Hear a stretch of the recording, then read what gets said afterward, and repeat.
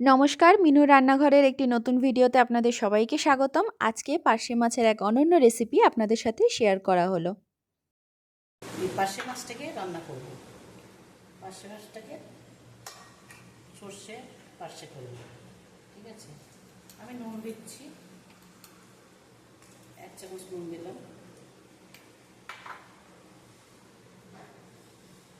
1 চামচ হলুদ দিলাম, দিয়ে আমি মাছটাকে মেখে রাখবো। আচ্ছা, আজকে পার্শে মাছ করব আমি। পার্শে নারকেলের দুধ দিয়ে আমি পার্শে মাছ করব, পোস্ত দিয়ে, এই সর্ষে বাটা দিয়ে, ঠিক আছে। এটা পার্শে মাছ নুন হলুদ আগে মাখিয়ে রেখেছি, নাহলে নুনটা তো ইয়ে হবে না, নুন না ঢুকলে পরে মাছটা পানসা পানসা লাগবে, ঠিক আছে।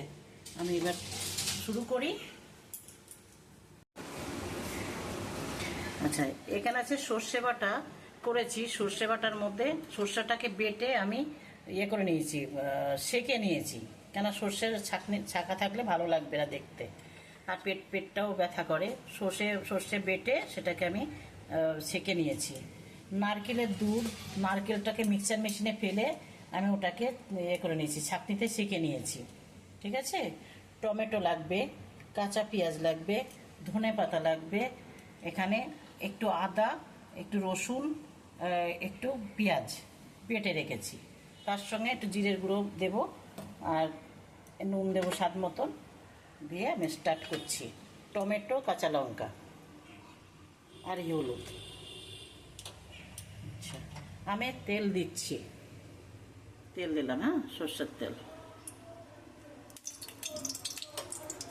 অনেকটা মাছ ভাজবো তো, প্রায় 1 কিলো পার্শে মাছ আছে। পার্শে মাছ ভাজতে তেল একটু বেশি লাগবে, ঠিক আছে।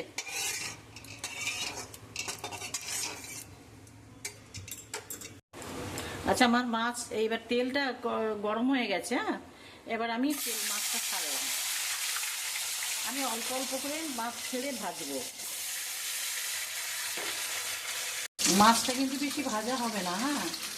আমি ওদিকে করেছি, করে যে মাছটা যেরকম করে ভাজবো,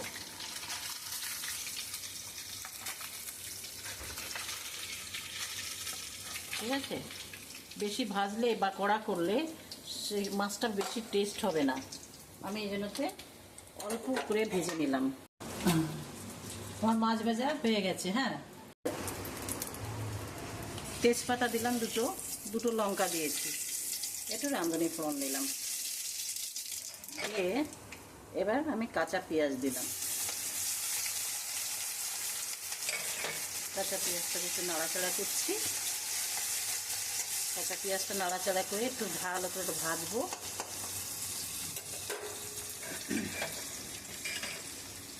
এর মধ্যে আমি টমেটোটাও দেব, টমেটোটাও তাহলে গলে যাবে।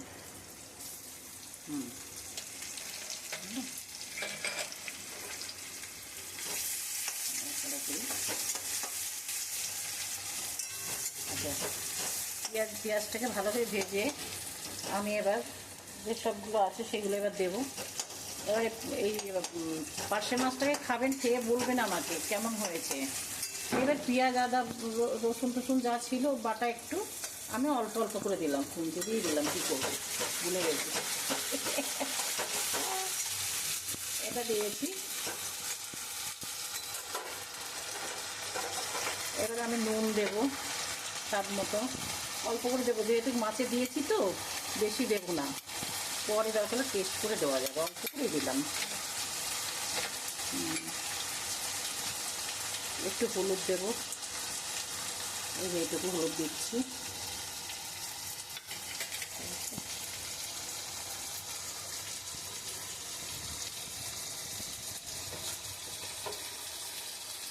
একটু শুকনো লঙ্কার গুঁড়ো দেবো।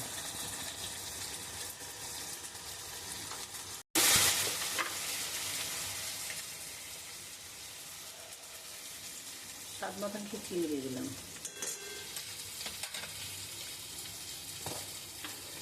দিয়ে আমি তখন নাড়াচাড়া করি, করে মশলাটা একটু ভালো করে ভেজে নিই।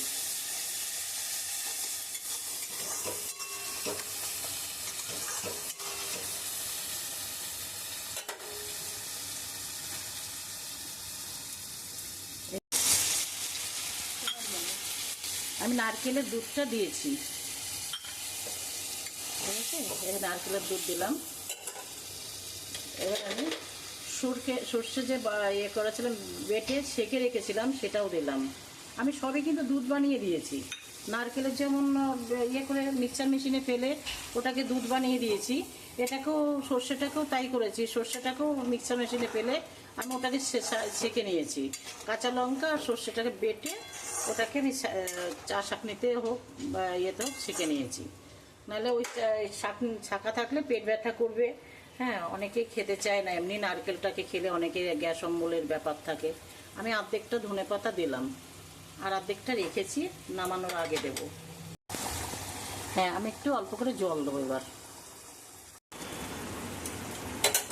হ্যাঁ, এবারে আমি মাছটাকে দিচ্ছি। হ্যাঁ, মাছটাকে ঝোলে দিয়ে দেবো।